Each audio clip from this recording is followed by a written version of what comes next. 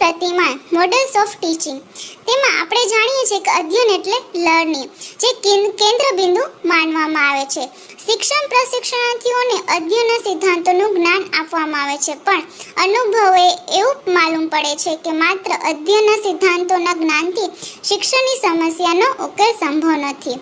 અધ્યયનના સિદ્ધાંતોની સાથે અધ્યાપનના સિદ્ધાંતોને પણ વિશેષ મહત્વ આપવું જરૂરી છે. શિક્ષણશાસ્ત્રીઓ અને મનોવૈજ્ઞાનિકો અધ્યાપનના સિદ્ધાંતોને પ્રતિપાદિત કરવા દિશામાં પ્રયત્નશીલ છે. અધ્યાપનના સિદ્ધાંતો પ્રતિપાદિત કરવા શિક્ષણ પ્રતિમાન આધારરૂપ બની શકે છે. તેની આપણે વ્યાખ્યા મનોવૈજ્ઞાનિકે કેટલીક વ્યાખ્યાઓ આપેલી છે, તેના વિશે ચર્ચા કરીએ તો કોર્નબેકે કથન અનુસાર અધ્યાપનના સિદ્ધાંતો અધ્યયનના સિદ્ધાંતોના આધારે પ્રતિપાદિત થવા જોઈએ. આ રીતે અધ્યયનના સિદ્ધાંતોનો આધાર અધ્યયનના સિદ્ધાંતો માનવામાં આવે છે. શિક્ષણ પ્રતિમાનનો વિકાસ અધ્યયનના સિદ્ધાંતોને આધારે થયો છે, જેમ કે અભિક્રમિત અધ્યયન એ શિક્ષણ પ્રતિમાનના પ્રયોગરૂપે છે, જેને સ્કિનરનું શિક્ષણ પ્રતિમાન કહેવામાં આવે છે. તે સ્કિનરના અધ્યાપનના સિદ્ધાંતો પર આધારિત છે. શિક્ષણ પ્રતિમાનનો અર્થ શું છે, તેની વ્યાખ્યાઓ કઈ છે? તો એચ.સી. પિલ્ડન કહે છે કે કોઈ રૂપરેખા કે ઉદ્દેશ્ય અનુસાર વહેવારને ઢાળવાની પ્રક્રિયાને પ્રતિમાન કહેવામાં આવે છે. To confirm in behaviour, action and to direct ones to action according to some. Bruce Joyce, કોર્નબેક અને ગેગને પણ વ્યાખ્યાઓ શિક્ષણ પ્રતિમાનની આપેલી છે. એનું સ્વરૂપ વિશે ચર્ચા કરીએ તો કહેવાય છે કે શિક્ષણ પ્રતિમાન અને શિક્ષણના વ્યૂહરચના બંને શિક્ષણના ઉદ્દેશોની પ્રાપ્તિ માટે વિશિષ્ટ શૈક્ષણિક વાતાવરણ ઉત્પન્ન કરવાનું કાર્ય કરે છે, પરંતુ કોઈ પણ શિક્ષણ વ્યૂહરચનાના મૂલ્યાંકન પ્રણાલી વિકસિત કરી શકતી નથી. શિક્ષણ માટે પ્રશિક્ષણ પણ આવશ્યક ક્રિયા છે.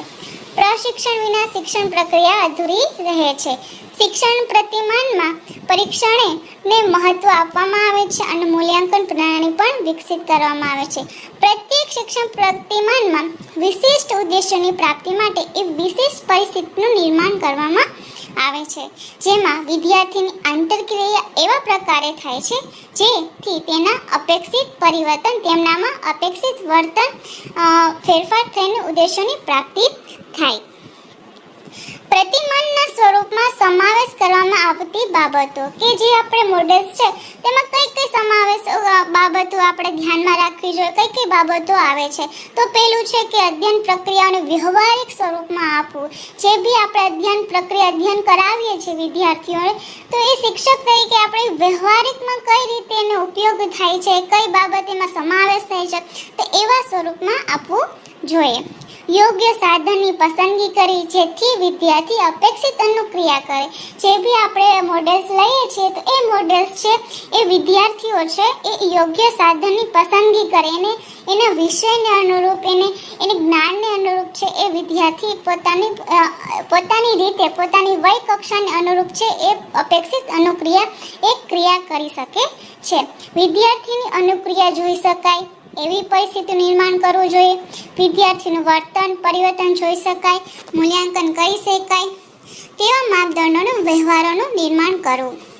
વિદ્યાર્થીઓમાં અપેક્ષિત વર્તન ફેરફાર ન થાય તો વ્યૂહરચના અને યુક્તિમાં ફેરફાર અને સુધારો લાવવા જોઈએ. શિક્ષણ પ્રતિમાનની સ્વયંસિદ્ધ પૂર્વધારણા એ છે કે અધ્યયન નિષ્પત્તિઓને નિશ્ચિત સ્વરૂપમાં વર્ગીકૃત કરી શકાય છે અને પ્રત્યેક ઉદ્દેશની પ્રાપ્તિ વિશિષ્ટ પરિસ્થિતિના નિર્માણ દ્વારા શકે છે. આ પ્રકારે શિક્ષણ પ્રતિમાન શિક્ષક માટે ખૂબ જ ઉપયોગી બને છે. શિક્ષણ પ્રતિમાનના મુખ્ય લક્ષણો. કેટલીક ધારણાઓ બાંધવામાં આવે છે. કેટલાક લક્ષણો છે. પહેલું લક્ષણ છે કેટલીક ધારણાઓ બાંધે છે. શીખવા માટે યોગ્ય વાતાવરણ ઊભું કરવું જોઈએ. શિક્ષક અને વિદ્યાર્થી વચ્ચે આંતરક્રિયા થવી જોઈએ. સારા શિક્ષણના કાર્ય માટે યોગ્ય યુક્તિનો ઉપયોગ કરવો જોઈએ. એ કેટલીક ધારણાઓ બાંધવામાં આવે છે. બીજું છે યોગ્ય અનુભવો પૂરા પાડે. શિક્ષક અને વિદ્યાર્થીઓ બંને વચ્ચે યોગ્ય અનુભવો પૂરા પાડવામાં આવે છે. યોગ્ય પાઠ્યપુસ્તકની પસંદગી તથા વિદ્યાર્થીઓ સમક્ષ યોગ્ય મતે રજૂ કરવું તે શિક્ષણની મુખ્ય સમસ્યા છે. પ્રતિમાનનો ઉપયોગ દ્વારા શિક્ષક માટે એ શક્ય બને છે. ત્રીજું છે મૂળભૂત પ્રશ્નોના ઉત્તર. શિક્ષણ પ્રતિમાની ત્રીજી વિશેષતા એ છે કે તેના દ્વારા બધા જ મૂળભૂત પ્રશ્નોના ઉત્તર મળી જાય છે.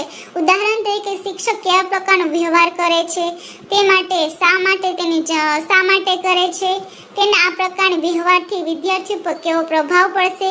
ટૂંકમાં પ્રત્યેક શિક્ષણ પ્રતિમાનમાં શિક્ષક તથા વિદ્યાર્થી વ્યવહાર સંબંધી બધા જ મૂળભૂત પ્રશ્નોના ઉત્તર મળી જાય છે. ચોથું છે વ્યક્તિગત તફાવત પર આધારિત હોય છે. પાંચમું લક્ષણ છે વિદ્યાર્થીઓની રુચિનો ઉપયોગ. છઠ્ઠું છે શિક્ષણના સૂત્રો. સાતમું છે શિક્ષણ એક કલાનો સ્વરૂપે. અને આઠમું છે શિક્ષકના વ્યક્તિત્વની ગુણાત્મક ઉન્નતિ. હવે આપણે જે ચર્ચા કરીએ છીએ કે શિક્ષણ પ્રતિમાના પ્રકાર. આપણે આગળ જાણ્યું કે શિક્ષણ પ્રતિમાના 3 પ્રકાર છે. પહેલું છે શોધ શિક્ષણ પ્રતિમાન, બીજું છે સંકલ્પના પ્રાપ્તિ પ્રતિમાન અને ત્રીજું છે સિનેટિક પ્રતિમાન એટલે કે સર્જનાત્મક પ્રતિમાન. સંકલ્પના પ્રાપ્તિ પ્રતિમાન. આપણે સંકલ્પના પ્રાપ્તિ પ્રતિમાનની પ્રસ્તાવના ઉપર ચર્ચા કરીએ તો સંકલ્પના પ્રાપ્તિ એ ઈસવીસન 1967માં જેરોમી એસ બ્રુનો દ્વારા સમજાવેલ છે. તેના મતે વર્ગખંડમાં અધ્યયનની પ્રક્રિયા માત્ર પૃથ્થકરણ કરીને અટકી જવાને બદલે શિક્ષકે વર્ગમાં પોતાનું અધ્યાપન કાર્ય કેવી રીતે ગોઠવવું તે માટે અધ્યયનના સિદ્ધાંતો આધારિત આ પ્રતિમાન રજૂઆત કરી છે. સંકલ્પના શિક્ષણ પર વધુ ભાર મૂક્યો હતો. તેના મતે આપણે વિશ્વમાં જે કંઈ પણ જાણીએ છીએ તે મોટા ભાગનું જ્ઞાન એ સંકલ્પનાઓ અને તેની વચ્ચેનો સંબંધ હોય છે. સંકલ્પનાઓ વિચારો, વસ્તુઓ, લોકો કે અનુભવોના એક સામાન્ય વર્ગ છે જેના ઘટકો કે સભ્યોને ચોક્કસ લક્ષણો ધરાવે છે. સંકલ્પના પ્રાપ્તિ પ્રતિમાન એટલે શું? તો આપણે જાણીએ કે સંકલ્પના પ્રાપ્તિ પ્રતિમાન એટલે કે વસ્તુઓ, પદાર્થો, ઘટકો, લોકો અને સ્થળની બાબતમાં તેની ગુણધર્મોને અલગ તારી જુદા જુદા વિભાગોને વહેંચવાને નવીન પદ્ધતિ કહે છે. બીજું છે એ પણ કહી શકાય કે કોઈ પણ પદાર્થ કે ઘટનાના વિશેની સંકલ્પના એટલે તે પદાર્થ કે ઘટનાના ચોક્કસ રીતે જોડાયેલી વિશેષ લાક્ષણિક કે અનિવાર્ય ગુણધર્મોનો સમૂહ. એવા શબ્દો અથવા સંકેત જેના દ્વારા કોઈ વર્ગ અથવા સમૂહનો સંબોધન થાય છે તેને સંકલ્પના કહેવામાં આવે છે. દાખલા તરીકે ફૂલ, ગાય, પક્ષી, લાભ, ખર્ચ, ત્રિકોણ, ખૂણો વગેરે સંકલ્પનાઓ છે. ત્રીજું કહી શકાય કે સમૂહ કે શ્રેણીઓનું નિર્માણ કરવું એ સંકલ્પનાનું નિર્માણ છે એવું બ્રુનર કહે છે. સંકલ્પના એવી પ્રક્રિયા છે જે વિભિન્ન વસ્તુઓ, સ્થિતિઓ કે ઘટનાઓમાં રહેલ સમાનતાનું પ્રતિનિધિત્વ કરે છે. ચોથું કહે છે કે વસ્તુ કે ઘટનાઓની સમાન વિશેષતાઓ, લક્ષણનું પ્રતિનિધિત્વ કરવાની પ્રક્રિયા સંકલ્પના તરીકે ઓળખાય છે. આવું માર્ગન કહે છે. સંકલ્પના એ એવા સમાન તત્વો અથવા ગુણધર્મો દર્શાવે છે જેના દ્વારા સમૂહ અથવા જૂથોમાં ભેદ કરી શકાય. આમ સંકલ્પના એટલે કે લાક્ષણિક ગુણધર્મ.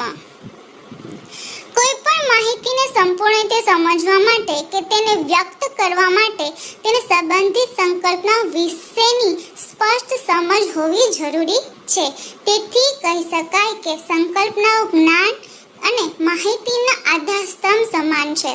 સંકલ્પનાની સમજ માત્ર તેના વ્યાખ્યા કે થોડાક ઉદાહરણો જાણવાથી કેળવી શકાતી નથી. તે માટે વિદ્યાર્થીએ કોઈને કોઈ વૈચારિક પ્રક્રિયાનો ઉપયોગ કરવો પડે છે.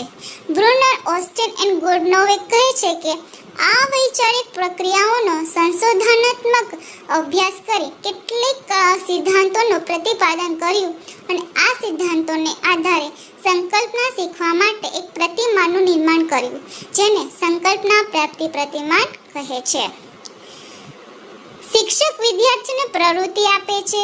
વસ્તુ ખરીદી માટેની યાદી મંગાવવામાં આવે છે. વિદ્યાર્થી જુદી જુદી વસ્તુઓ ખરીદવા માટે નામ સૂચવે છે.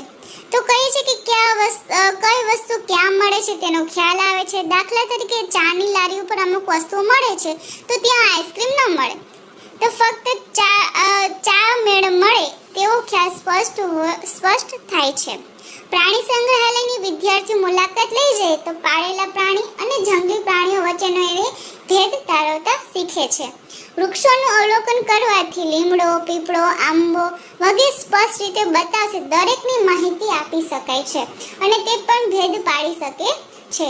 કોઈ પણ બાબત સ્પષ્ટ કરવી હોય તો વિભાગ પરથી સમગ્ર તરફ જોવાય. આ રીતે કોઈ પણ બાબત અંગે સંકલ્પમાં સ્પષ્ટ થાય છે. આ પ્રતિમાન માનવ વર્તન વૈચારિક પ્રક્રિયાના અભ્યાસને બહાર લાવે છે. વિવિધ પ્રકારની વસ્તુ પર પ્રભુત્વ ધરાવતી પરિસ્થિતિ પ્રત્યે ધ્યાન દોરે છે અને જેને પરિણામે વસ્તુ પર પદાર્થ કે કોઈ ખ્યાલ અંગે સંકલ્પમાં સ્પષ્ટ સમજ વિદ્યાર્થીઓ પ્રાપ્ત કરે છે. આમ વસ્તુઓ કે પદાર્થોમાં જુદા જૂથમાં તેના વિશિષ્ટ લક્ષણોના આધારે વર્ગીકરણ કરવાની આ પદ્ધતિ છે, જેને કારણે માનવીય વર્તનની કેટલીક બાબતો સ્પષ્ટ થઈ શકે છે.